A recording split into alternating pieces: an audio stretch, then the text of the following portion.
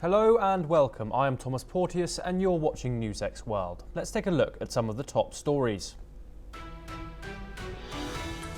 China's foreign ministry says it won't flinch if the US keeps playing the tariff numbers game.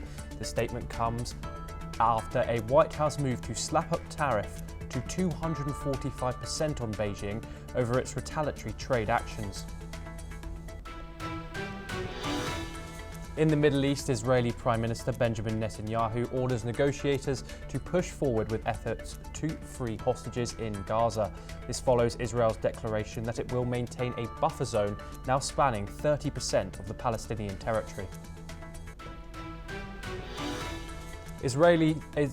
Italy's Prime Minister Giorgia Meloni is set to meet Trump in Washington, seeking to protect EU trade while staying in his good books.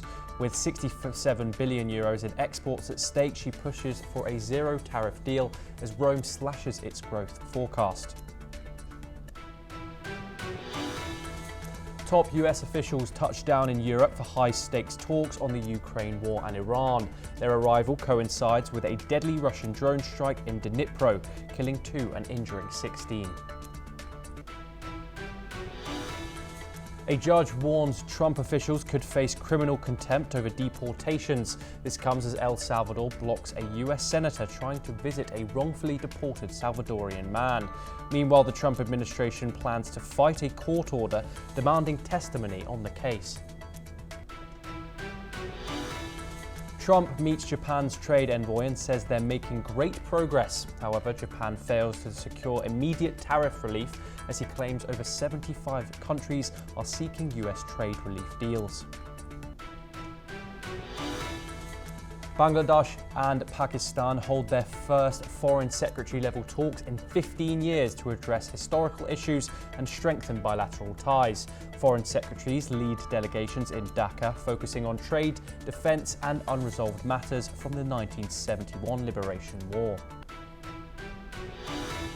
Cambodia hunts China's financial backing as Xi Jinping tours Southeast Asia. The country is hoping to secure massive infrastructure funding and support for a major canal project from China.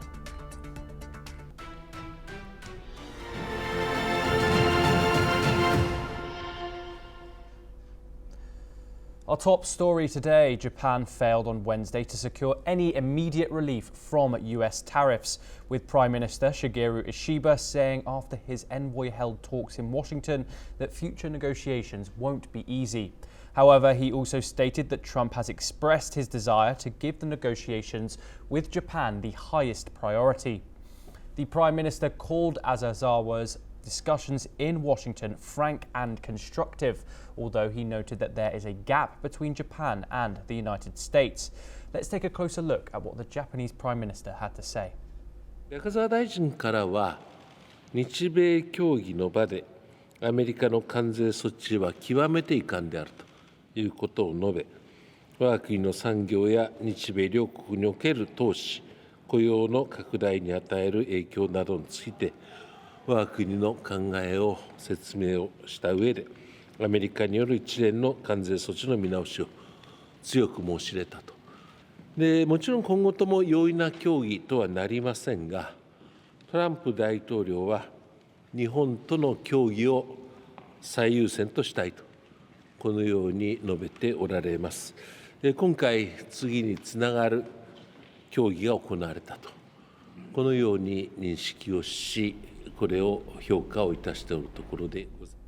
Ishiba has also said that it has been decided that the talks will continue at the ministerial level and that he will visit the United States himself at the most appropriate time to directly meet with President Trump.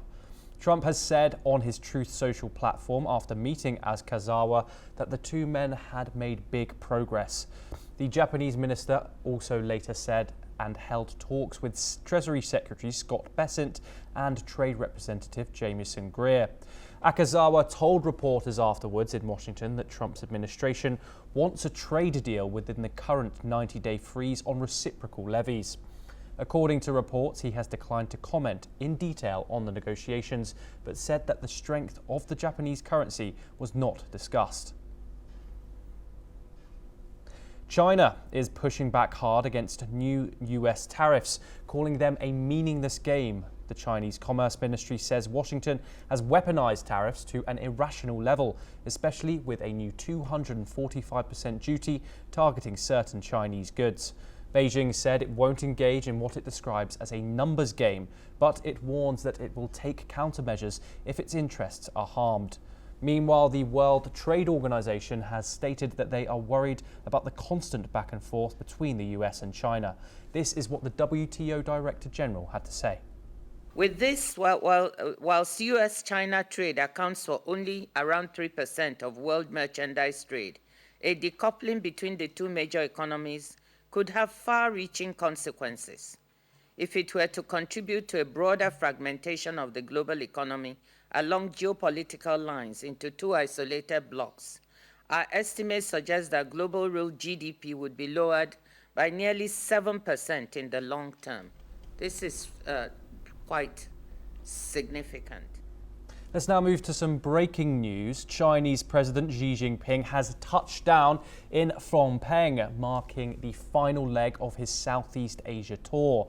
Xi was received with full honours by Cambodian King Norodom Sihamoni at the Royal Palace as China looks to bolster its regional influence amid escalating trade tensions with the United States. The visit follows stops in Vietnam and Malaysia, where Xi pushed for deeper economic partnerships. In Cambodia, he's expected to sign a series of bilateral deals focused on infrastructure, energy and digital connectivity, all key to China's Belt and Road Initiative. We move to some more breaking news from the Middle East, where Gaza's Civil Defense Agency has said that Israeli warplanes have struck several tents overnight that were housing displaced Palestinians in the southern Khan Yunis area. These strikes have reportedly killed at least 16 people. The report also mentions that over 23 people were wounded by the direct strikes. Let's move over to Latin America, where US Democratic Senator Chris Van Hollen travelled to El Salvador to push for Garcia's release, but was denied access by the country's vice president. The senator says the Salvadorian government is refusing to act, accusing the US of backing Garcia's imprisonment. Let's listen in to what the congressman had to say. I promised them that I would do everything I could to get him out of CICOT. And I won't stop trying, and I can assure the president and the vice president that I may be the first United States senator to visit El Salvador on this issue, but there will be more, and there will be more members of Congress. Meanwhile, the White House is standing firm, defending the deportation and repeating disputed claims that Garcia is linked to MS-13 and has a history of domestic abuse. Allegations denied by his lawyer. This is what the White House stated. And if he ever ends up back in the United States, he would immediately be deported again. Nothing will change the fact that Abrego Garcia will never be a Maryland father. He will never live in the United States of America again.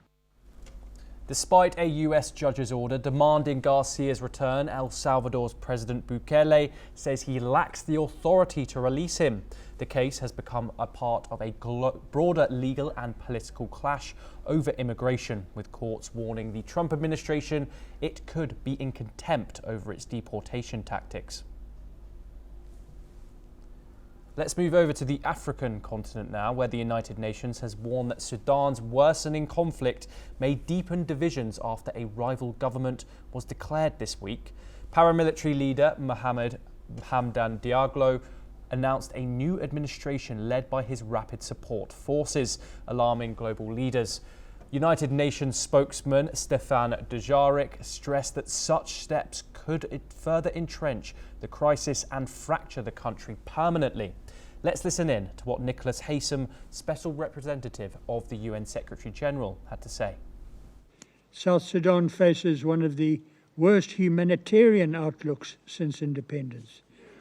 Driven by escalating subnational violence, the spillover from the Sudan conflict, deepening economic collapse, extreme weather, and a sharp decline in international aid, regional volatility, is also fueling instability in South Sudan. Sudan's civil war, now in its second year, has already killed tens of thousands and triggered a severe famine. The United Nations insists that only meaningful, inclusive dialogue can resolve the crisis and urges a unified approach to Sudan's future. Here's what Edom Warsanu, Director of Operations and Advocacy, had to say. 8 months on, and as the SRSG has described, the situation has deteriorated dramatically into what the Secretary General recently described as a humanitarian nightmare. If the political crisis is not averted, the humanitarian nightmare will become a reality. This year, 9.3 million South Sudanese, 3/4 of the population, requires some form of humanitarian assistance. Children make the half of it. The violence has also swept through Upper Nile State from mid-February, has escalated tensions nationwide, with armed clashes and aerial bombardments causing dozens of casualties. Preserving the nation's territorial integrity and achieving a transitional political framework remain key to long-term peace. Let's move over to Europe. Ukraine is under fire for breaching international humanitarian law after parading 2 captured Chinese nationals accused of fighting alongside Russian forces. With President Zelensky's approval, Kiev defied the Geneva Conventions by revealing the prisoners' identities and allowing them to speak at a press event. Actions condemned by rights experts and violations of POW protections. The Ukrainian military said the move was necessary to counter Beijing's denial that its citizens are involved in the war. But critics say this public display, regardless of intent, crosses a red line and puts Ukraine's wartime ethics into question. The International Committee of the Red Cross reminds all parties that prisoners of war must be protected from public curiosity. Staying in the Ukrainian conflict now, where Ukrainian President Volodymyr Zelensky said on Wednesday that negotiators were making good progress with the United States in fraught talks over a minerals deal intended to secure desperately needed US support. Zelensky said in his daily address that the basic legal stuff is almost finalized, and then if everything moves as quickly and as constructively, the agreement will bring economic results to both our countries. He also pointed to an update provided by Economy Minister Yulia Savrenko, who earlier said that significant progress had been made in the talks. She said that Ukrainian officials had adjusted several items within the draft agreement and that the two sides would sign a memorandum of intent soon and that the Ukrainian parliament would vote on any final accord. Let's turn back to the Middle East, where suspected US airstrikes have rocked several areas across Yemen, targeting Houthi-held regions into Thursday morning. At least one fatality was reported in the capital Sana'a as strikes hit sites across multiple provinces, including Al-Jawf. According to Houthi-run media, over a dozen strikes were launched late on Wednesday night, focusing on the Al-Hafa and Al-Hazam districts. While the Houthis provided limited details, US Central Command has yet to comment on the latest operation. The air campaign, ongoing since mid-March, is being conducted from aircraft carriers in the region and possibly using B-2 bombers stationed in the Indian Ocean. The Houthis claim that over 120 civilians have been killed and hundreds more wounded since the strikes began, many of whom women and children. This escalation follows renewed Houthi attacks on commercial vessels in solidarity with Palestinians as the Gaza war drags on and Israel resumes air raids. The head of the UN nuclear watchdog, Rafael Grossi, warned that Iran is not far from acquiring a nuclear bomb ahead of his visit to Tehran for talks. Grossi noted that while Iran has yet to complete the puzzle, it has all the pieces in place. Western nations, including the United States, have long accused Iran of trying to develop nuclear weapons, a claim Iran denies, maintaining its program is for peaceful purposes. Grossi emphasized the need for variable assurances, particularly as Iran's cooperation with the International Atomic Energy Agency remains crucial. Grossi's visit comes ahead of critical talks between the United States and Iran, with both sides cautiously optimistic after their first meeting last week. However, Iran's uranium enrichment remains a key point of contention, with Iran asserting that this issue is non-negotiable. After nearly 15 years of diplomatic silence, Bangladesh and Pakistan are back at the negotiating table. Pakistan's Foreign Ministry, Amna Balok, is in Dhaka for the long-awaited Foreign Office consultations, marking a major thaw in bilateral ties. The talks are being held at the Padma State Guest House. Pakistan is rushing to expand its textile and cotton exports to Bangladesh and is eyeing direct air connectivity, with 2 airlines applying to operate flights between the 2 countries. Officials also discuss potential trade routes linking Bangladesh to Afghanistan and Iran via Pakistan. This visit sets the stage for a high-profile trip later this month, as Pakistan's Deputy Prime Minister and Foreign Minister Ishaq Dar is expected in Dhaka for the first visit by a Pakistani foreign minister in over a decade. French President Emmanuel Macron will meet US Secretary of State Marco Rubio and Envoy Steve Witkoff in Paris today. The visit follows recent meetings between Witkoff and Russian President Vladimir Putin amid efforts to end the war in Ukraine. President Donald Trump's push for a ceasefire has yet to deliver as deadly Russian strikes continue in Ukrainian cities. France is leading calls for a unified European approach to support Ukraine and plan for post-war recovery. The Paris agenda includes Middle East tensions and renewed nuclear talks, with Iran set to resume on April the 19th in Oman. Let's move back over to the United States, where in a sharp escalation, the Trump administration is threatening to block Harvard University from enrolling foreign students unless it hands over records tied to what officials describe as illegal and violent activities involving some visa holders. Homeland Security Secretary Kristi Noem delivered the ultimatum, warning that failure to comply by April the 30th could cost the university its ability to admit international students. The move comes as former Donald Trump unleashed a scathing attack on Harvard via his Truth Social platform, calling the university a joke and accusing it of spreading hate and stupidity. Trump said Harvard should be removed from all lists of top universities and stripped of federal funding, claiming it refuses to accept outside oversight. Harvard has responded, saying it will follow the law but won't surrender its independence for all constitutional rights. Students have supported the institution. Let's listen in to what a student commented.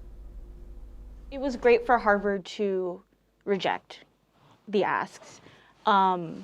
And, you know, I applaud them for it. A lot of my friends applaud them for it. But it wasn't surprising, and there was a little bit of disappointment in seeing the response that the university gave to the administration of like, we're still willing to negotiate and work with you, which is difficult and just indicates how much organizing and relying on your support groups matters. We stay in the world of US politics. Italy's Prime Minister Giorgia Meloni is heading to Washington on Thursday to meet with Donald Trump, hoping a personal charm offensive can help convince the US president to cut a more favorable deal on EU tariffs. Since Trump's trade war with the bloc began, Meloni has urged Brussels not to retaliate. Meloni has also looked to maintain ties with the US leader despite the widespread disruption caused by his tariff policies. However, previously she had criticised his 20% duties on exports from the European Union as wrong. According to reports, Italian newspapers on Wednesday floated the possibility that Meloni could end up in a trap similar to the White House meeting in February with Ukrainian leader Volodymyr Zelensky, in which Trump and his Vice President J.D. Vance berated his guest in front of reporters. Let's move to South Asia, where a freak hail and thunderstorm swept across parts of Punjab, Khyber Pakhtunkhwa and the federal capital on Wednesday and claimed several lives across both provinces, damaging public and private property as well as standing crops. The rain also induced flash floods in KP, which also affected traffic, particularly on the main Peshawar-Torkham road, where traffic remained suspended for up to 5 hours due to a swollen stream. In Islamabad, hailstones as big as golf balls damaged vehicles and solar panels, while Tarnal remained the most affected area, where strong winds uprooted trees and power pylons. Efforts to restore electricity were promptly initiated, with district administration teams working on drainage and clearing blocked roads.